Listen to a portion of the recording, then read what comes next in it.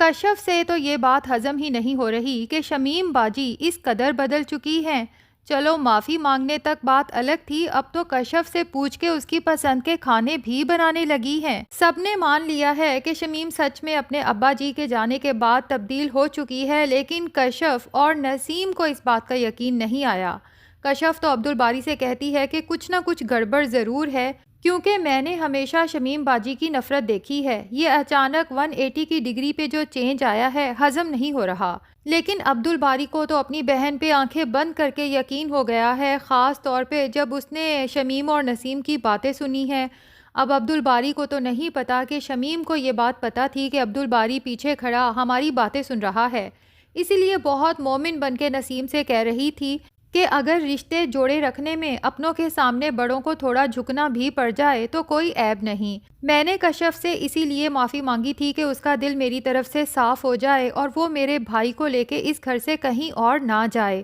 تو عبدالباری کی عقل پہ تو شمیم نے پردہ ڈال ہی دیا ہے، اس لیے کشف کو سمجھاتا ہے کہ تم شمیم باجی کے لیے اپنے دل کو صاف کر لو۔ ویسے بھی اس گھر کو بنانے میں شمیم باجی نے ابا کے ساتھ مل کے بہت اہم کردار ادا کیا ہے۔ اب شمیم کو یہ بھی پتہ چل جاتا ہے کہ سائرہ پریگننٹ ہے اور ان لوگوں نے رضا اور اس کے گھر والوں سے اس بات کو چھپایا ہے، اس لیے ایک تیر سے دو شکار کرتی ہے۔ جب دیکھتی ہے کہ کشف میرے کمرے کے باہر ہی کھڑی ہے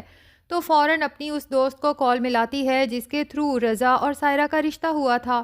اسے کہتی ہے کہ بھائی تم لوگوں نے میرے چچا کی بیٹی کے ساتھ اچھا نہیں کیا، میرے چچا نے تو اپنی بیٹی کا غم دل سے ہی لگا لیا ہے، ایک تو اتنی چھوٹی سی عمر میں وہ گھر آ کے بیٹھ گئی اور اب بچے کا بوجھ اکیلے کیسے برداشت کرے گی۔ کشف حیرت میں مبتلا ہو جاتی ہے کہ شمیم باجی کو واقعی ہی سائرہ کی اتنی کیئر ہے، جبکہ شمیم اپنا دوسرا تیر چلا چکی ہے۔ اب ظاہر ہے کہ اس کی دوست کو جب یہ پتا چلا ہے کہ سائرہ امید سے ہے تو وہ رضا کی ماں کو فوراً یہ بات بتائے گی، لیکن شمیم کو یہ نہیں پتا کہ وہ تو اپنی طرف سے سائرہ اور کشف کی فیملی کے ساتھ برا کر رہی ہے۔ ظاہر ہے شمیم سوچتی ہے سائرہ کی ساس جس قدر سخت مزاج عورت ہے،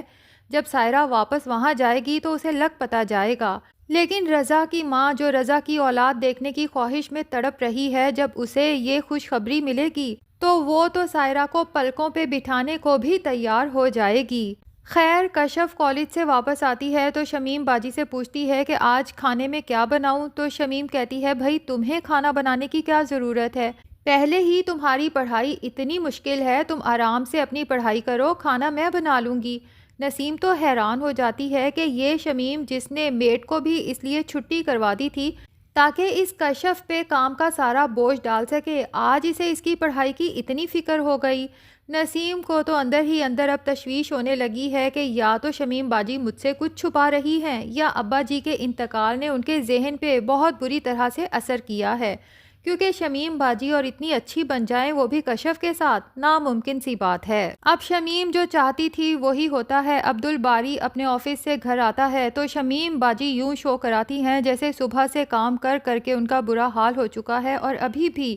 کچن میں اسی کے لیے کھانا تیار کر رہی ہیں۔ عبدالباری جب اپنے کمرے میں جاتا ہے تو کشف موبائل پہ بیزی ہوتی ہے۔ دراصل کشف سائرہ کی ہیلپ کر رہی ہے، سائرہ کی بیکنگ کے لیے سوشل میڈیا پیجز بنا رہی ہے تاکہ سائرہ کے پروڈکٹس کو پروموٹ کر سکے۔ ابھی وہ عبدالباری کو بتانے ہی لگتی ہے کہ عبدالباری تو شروع ہو جاتا ہے کہ جب میں نے تمہیں کہا بھی ہے کشف کہ شمیم باجی کا ان کے کام میں ہاتھ بٹایا کرو تو تم نے میری بات کو سیریس کیوں نہیں لیا۔ کشف عبدالباری کو بتاتی ہے کہ میں نے تو شمیم باجی سے پوچھا تھا کہ میں کھانا بنا دیتی ہوں، لیکن شمیم باجی نے مجھے خود ہی کمرے میں بھیج دیا تھا۔ لیکن عبدالباری کو تو اس دفعہ کشف کی بات پہ یقین ہی نہیں آتا، اسے کہتا ہے کہ مجھے بہت افسوس ہوا ہے تمہیں اس طرح آرام کرتے اور اپنی بہن کو کام کرتے ہوئے دیکھ کر۔ کشف کہتی ہے کہ تمہارا موڈ اسی لیے آف ہے، آئی نیو اٹ۔ شمیم باجی نے پھر سے وہی حرکتیں شروع کر دی ہیں، وہ صرف ہم دونوں میں پھوٹ ڈلوانا چاہتی ہیں۔ تو عبدالباری کہتا ہے کہ کشف تم کتنا نیگیٹو سوچ رہی ہو، شمیم باجی نے نہ تو مجھے کچھ کہا ہے اور نہ ہی کچھ کیا ہے،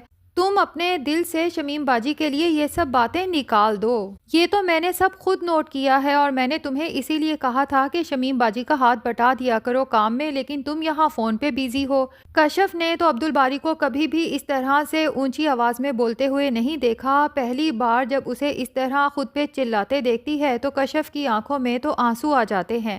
عبدالباری کو بھی احساس ہوتا ہے کہ وہ غصے میں کچھ زیادہ ہی بول گیا ہے،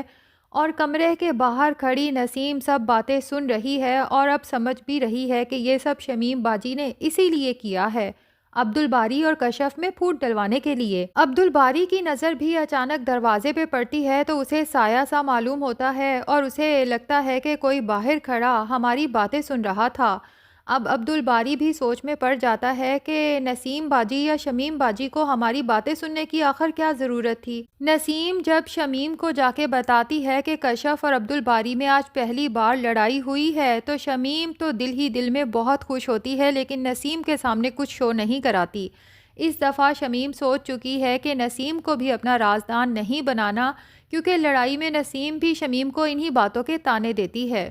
اب نیکسٹ ڈے کشف جب کالج جاتی ہے تو بار بار اپنا موبائل چیک کرتی ہے کہ شاید عبدالباری مجھ سے معذرت کرے، لیکن عبدالباری کا کوئی میسج نہیں آتا تو کشف کو بہت مایوسی ہوتی ہے،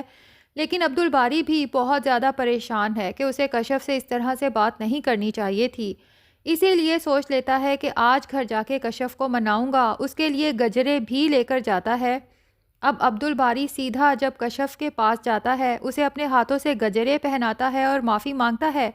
تو کشف تو فوراً ہی عبدالباری کو معاف کر دیتی ہے، کیونکہ اسے اتنا تو پتہ چل چکا ہے کہ عبدالباری ایک اچھی نیچر کا انسان ہے۔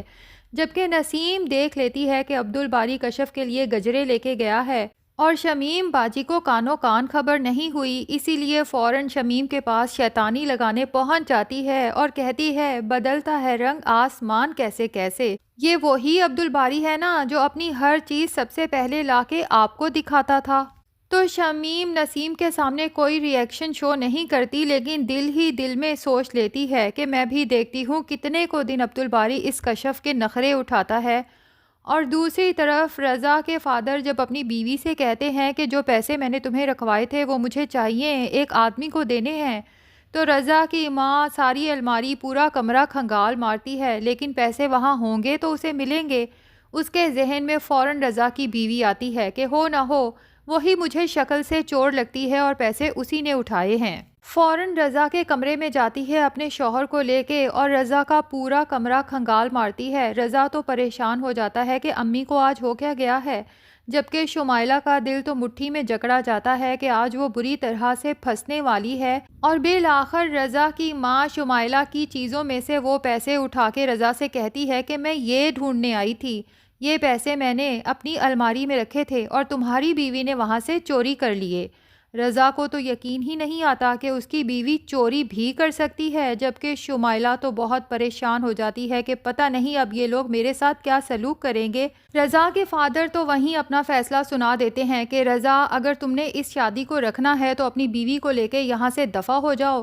ورنہ ابھی کے ابھی اس چور کی بچی کو طلاق دو اور اس گھر سے چلتا کرو۔ تو ناظرین لگتا یہی ہے کہ رضا اور شمائلہ کی یہ شادی زیادہ عرصے چل نہیں پائے گی، اور اب خاص طور پہ جب رضا کی ماں کو یہ پتہ چلے گا کہ سائرہ امید سے ہے تو ظاہر ہے کہ وہ تو رضا کی اولاد دیکھنے کے لیے ویسے ہی بہت بے چین ہے۔ فوراً رضا کو لے کے سائرہ کے گھر جائے گی، سائرہ اور اس کے پیرنٹس سے معافی مانگے گی اپنے کیے کی، لیکن یہ ہمیں آنے والی ایپیسوڈز میں پتہ چلے گا کہ کیا سچ میں رضا اور اس کی ماں تبدیل ہو گئے ہیں یا پھر شمیم کی طرح ایکٹنگ کر رہے ہیں۔ ناظرین آپ کا اس کے بارے میں کیا خیال ہے کمنٹ سیکشن میں ضرور بتائیں، اور اگر ہمارے چینل پہ نئے ہیں تو پلیز چینل کو بھی سبسکرائب کر لیں۔